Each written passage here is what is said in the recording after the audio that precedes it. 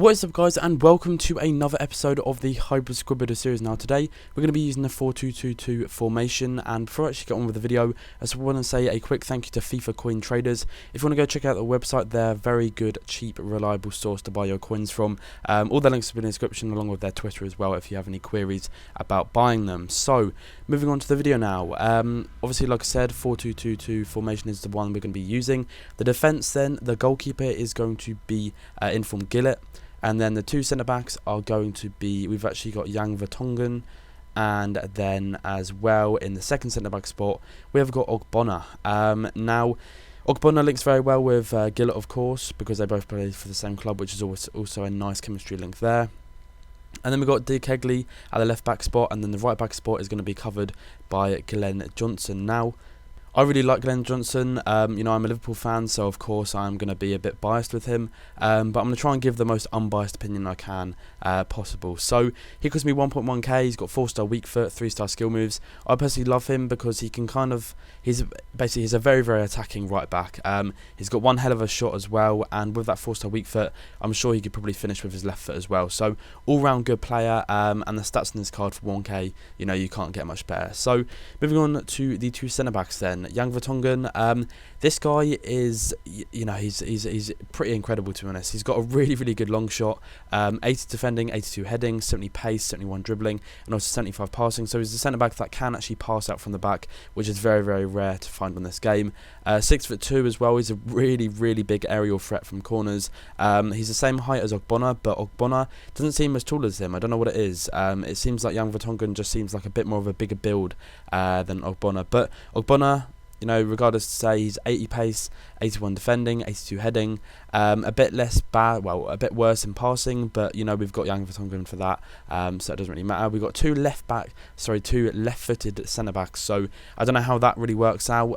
For me, I haven't really noticed a difference at all because, you know, like, I don't know, it doesn't really, for me, passing with someone's weak foot, it doesn't really, you know, make a difference in my opinion. He cost me 2,000 coins, which again is very, very cheap for a player of his caliber. And then you got Defqwop here on the left back spot, 6 foot as well, so he's quite a big, you know, a fairly good, well, I don't know, quite tall in height for a left back. You know, usually left backs are, well, wing backs especially, they're usually quite small and agile, to be, you know, have quite a bit of pace. But this guy, 82 pace, 75 defending, 74 heading, 75 dribbling, 77 passing. So he's pretty much got like the same stats as Glenn Johnson, but with just a bit less pace on him. And he only cost me 1,000 coins, so that is pretty decent in itself. So the two CDMs, then the first one is going to be Sandro, who's actually going to be on the right centre-back spot, sorry, the right CDM spot. And then we have actually got Paul Pogba, plays for Juventus in the Serie A, of course. Now, Paul Pogba, he was, of course, a bronze card, I think, at the start of this game. I think that might have been FIFA 12, or it might have been FIFA 13, I'm not too sure. But yeah, he's a very good player. He's, you know, pretty much got all the stats in the game you want, really, apart from like really good pace. But for a CDM, you don't really need that that well. Of course, if you do have it, it is always going to be a plus. But for 72 pace, 74 shooting, 80 passing, 82 dribbling, 74 defending, also 80 heading, he's a fantastic player to pay 1.4k for, and I would highly recommend him. So Sandro here, he's actually scored a couple of goals for me from that CDM spot. 75 pace, 75 dribbling, 81 defending, and also 76 passing. He kind of reminds me of like the Lucas. Well, he kind of, yeah, like Lucas from Liverpool. If I had to sort of choose someone that was similar to Lucas in this game, it would be Sandro. You know, hand in hand, they do are very, very similar on this game, and both actually have kind of like the same build as well in this game. I really do enjoy playing with him. He's a fantastic player, and you know, he's one that can actually pass out as well to the cams, and then hopefully we can score from that.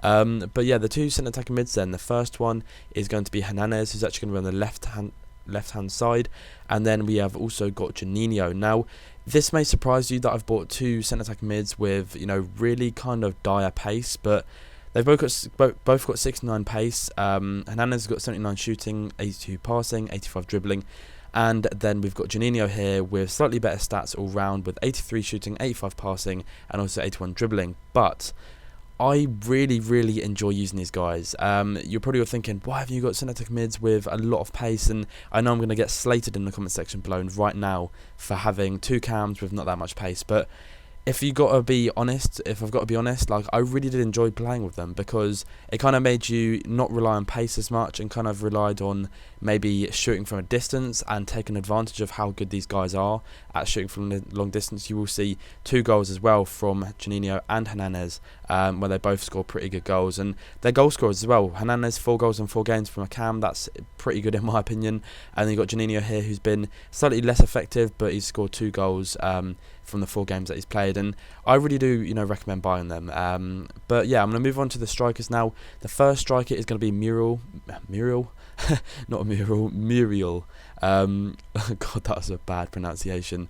But yeah, this guy is kind of obviously the paciest in the team. He's incredibly overpowered, 4-star weak foot, 4-star skill moves, 1.3k he cost me, which is, you know, ridiculous for how good he really is. He only scored 1 goal for me in 4 games, but he definitely made a lot of opportunities for my other striker, and just for the other players in the team, mainly for the fact that he just splits defences in 2 whenever he's, you know, on the ball. You can just run at defences, and then maybe like he pulls one of the defenders to come and tackle, and you just get around him, and then that creates a hole in the defence where Montero can run through and of course get through and goal and hopefully score. And he scored 3 goals in 4 games for me. Hernandez probably the most effective player in the team goal wise, but you know, Paul Pogba, I think he scored 1 as well, and then, you know, Vertonghen got 1 as well from a header. So, you know, we've got a few players here that did actually score a fair few goals, like all around the pitch. So you know, it's a team which has goal scorers all over the field. So that's going to be it, guys. If you have enjoyed it, then as always, feel free to drop a like on the video.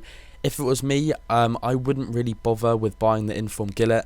Just save yourself 25,000 coins and go with the normal card. It really is not worth buying this guy. He's pretty dire in my opinion. But yeah, thanks for watching, guys. This team probably costs about 10 to 15k if you just bought the normal gold version. So thanks for watching, have a nice day, hope you all enjoyed the video, and peace.